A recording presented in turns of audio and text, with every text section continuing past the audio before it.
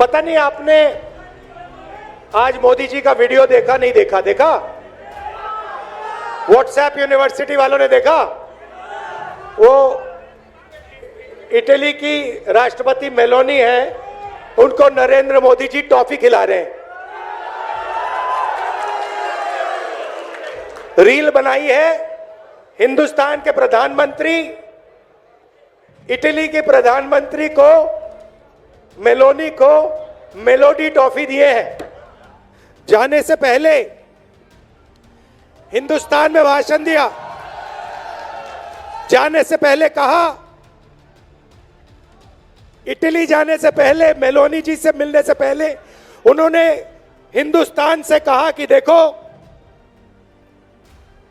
आर्थिक तूफान आ रहा है, कम पेट्रोल का प्रयोग करो, सोना मत खरीदो, इलेक्ट्रिक गाड़ी खरीदो और विदेश में दौरा मत करो।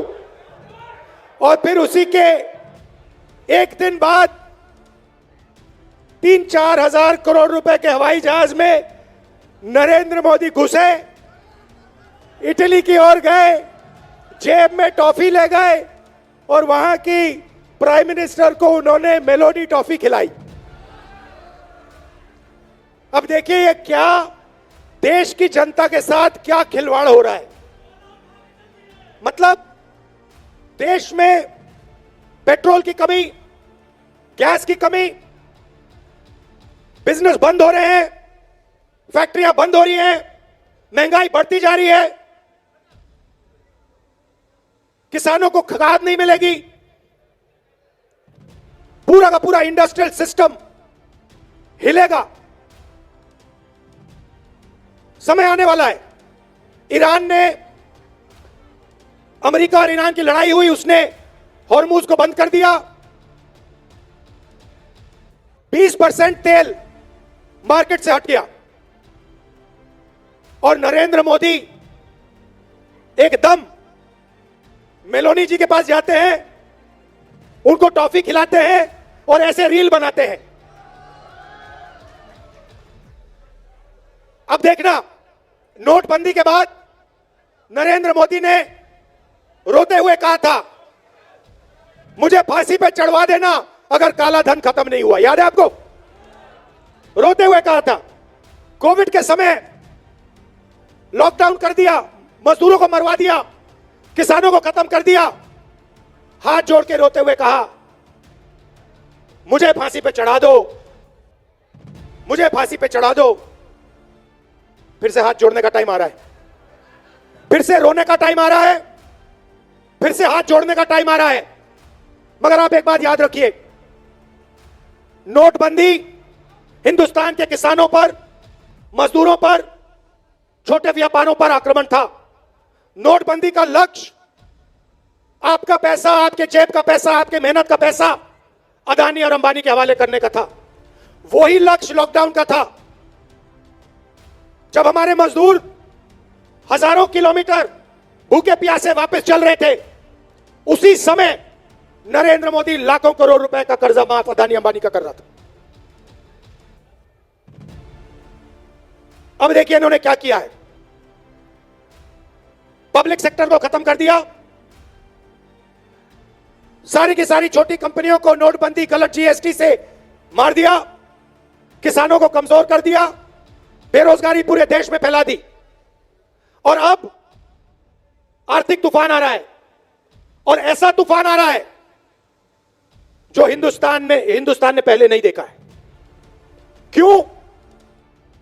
क्योंकि हमारा तेल हॉर्मुज से आता है, हमारा तेल हॉर्मुज से आता है और हॉर्मुज को बंद कर दिया गया है। और नरेंद्र मोदी चुनाव से पहले कहते हैं तेल की कोई कमी नहीं, गैस की कोई कमी नहीं, पेट्रोल की कोई कमी नहीं, सब कुछ ठीक है।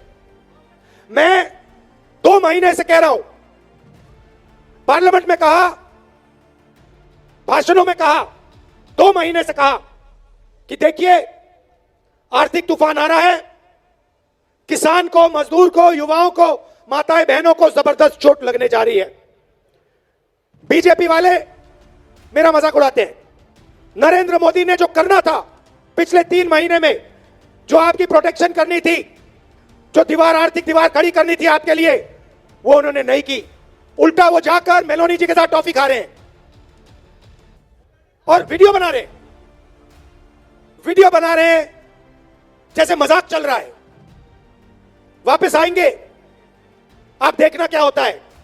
वापस आएंगे, आर्थिक तूफान आएगा, गरीब लोगों को चोट लगेगी, किसानों को खाद नहीं मिलेगी, पेट्रोल डीजल के दाम आसमान तक पहुंच जाएंगे, महंगाई बढ़ेगी।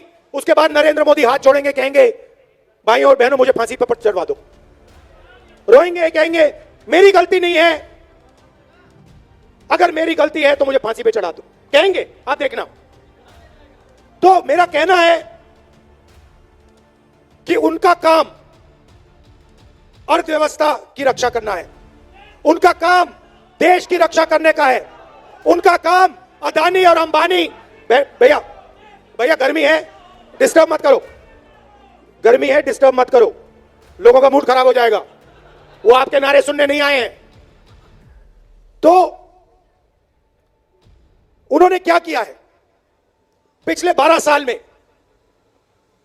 देश की रक्षा हमारा संविधान करता है, हमारी संस्थाएं करती हैं, हमारे इंस्टीट्यूशंस करते हैं, इलेक्शन कमीशन करता है। मैंने मीडिया के बारे में मजाक उड़ाया, मगर इनकी जिम्मेदारी लोकतंत्र की रक्षा करने की होती है। नरेंद्र मोदी जी ने पिछले 12 साल संविधान पर आक्रमण किया है, हमारी सारी की सारी संस्थाओं को नष्ट किया है, आरएसएस के लोगों को हर यूनिवर्सिटी में वाइस चांसलर बनाया, इलेक्शन कमीशन को पूरा कंट्रोल किया, वोट चोरी का सिस्टम बनाया, जुडिशरी पर दबाव डालकर उनको डराकर उन्होंने अदानी अंबानी की पूरी मदद की। और अब मुश्किल क्या है कि अब अदानी अंबानी देश को नहीं बचा सकते, अब नरेंद्र मोदी देश को नहीं बचा सकते हैं। अब सिर्फ हिंदुस्तान का किसान, हिंदुस्तान का मजदूर, हिंदुस्तान का युवा इस देश को बचा सकता है। और आपके इन्होंने हाथ बांध दिए, आप सबके हाथ बांध दिए। जो आप पहले मेहनत करते थे, फैक्ट्रियों में काम करते थे, पब्लिक सेक्टर में काम करते थे, ये हिंदुस्तान की स्ट्रेंथ थी, इन्होंने इस सब को खत्म कर दिया है। अब भी मैं इनसे कह रहा हूं कि टॉफी बांटना बंद करो और एक्शन लेना शुरू करो। किसानों को खाद नहीं मिलने वाला है, खाद की सप्लाई की तैयारी करो। आपका दोस्त अंबानी हिंदुस्तान का तेल आज भी बाहर एक्सपोर्ट कर रहा है, आज भी करोड़ों रुपए का तेल हिंदुस्तान के बाहर जा रहा है।